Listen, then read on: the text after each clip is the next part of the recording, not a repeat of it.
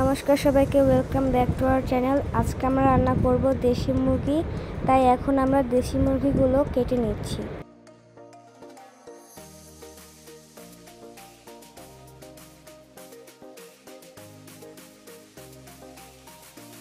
আজকে আমরা কাঁচামরিচ দিয়ে মুরগিটা রান্না করব, তাই আমরা কিছু কাঁচামরিচ জলে ভিজিয়ে রেখেছি এবং কিছু আলু কেটে নিয়েছি, সাথে কিছু পেঁয়াজ কুচি করে নিয়েছি।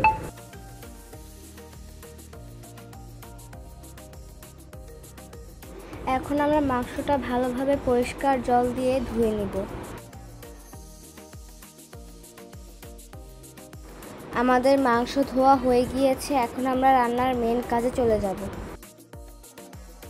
এখানে আমরা কড়াই বসিয়ে নিয়েছি, কড়াইতে দিয়ে দিচ্ছি পরিমাণ মতো তেল। তেলটা হালকা গরম করে নেব।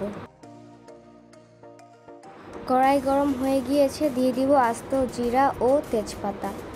জিরা ও তেজপাতা একসাথে কিছুক্ষণ ভালোভাবে ভেজে নিব। দিয়ে দিচ্ছি পেঁয়াজ কুচি। পেঁয়াজ কুচি হালকা ভেজে দিয়ে দিব জিরা বাটা ও রসুন বাটা।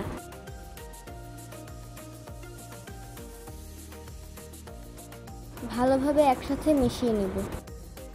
দিয়ে দিচ্ছি পরিমাণ মতো লবণ। ভালোভাবে মিশিয়ে নিব।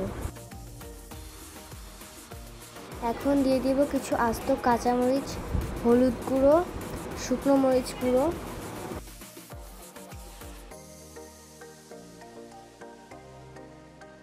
হালকা জল দিয়ে একসাথে সব মশলাগুলো মিশিয়ে নিব। মশলা কষানো হয়ে গিয়েছে, এখন দিয়ে দিব দেশি মুরগির মাংসগুলো।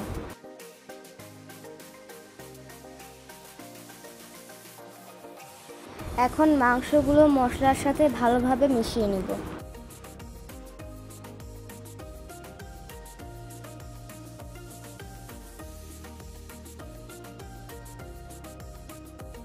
ভালোভাবে মিশানো হয়ে গিয়েছে, এখন কিছুক্ষণের জন্য ঢাকা দিয়ে রেখে দিব।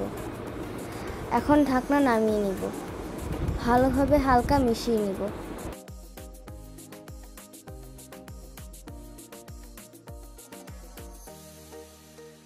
আবারও কিছুক্ষণের জন্য ঢাকা দিয়ে রেখে দিব। ঢাকনা নামিয়ে নিয়েছি, এখন মাংসটা হালকা নেড়ে নিব।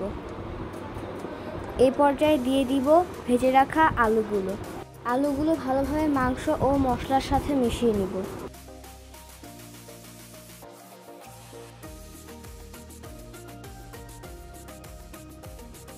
এখন দিয়ে দিব পরিমাণ মতো ঝোল।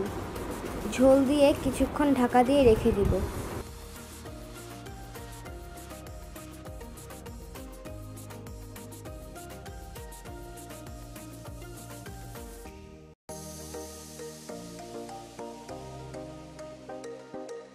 আমাদের মাংসটা প্রায় হয়ে এসেছে, এখন আমরা গরম মশলা গুঁড়ো দিয়ে দিব।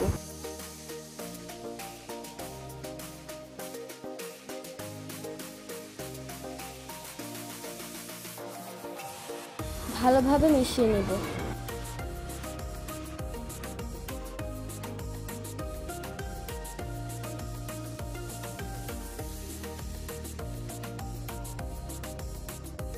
তো আমাদের রান্না হয়ে গিয়েছে, এখন নামিয়ে নিব। তো আমাদের রান্নাটা কেমন হয়েছে অবশ্যই কমেন্ট করে জানাবেন এবং বাসায় এটা ট্রাই করে দেখবেন, অনেক মজা হয়। তো আজকের জন্য এতটুকুই, ধন্যবাদ।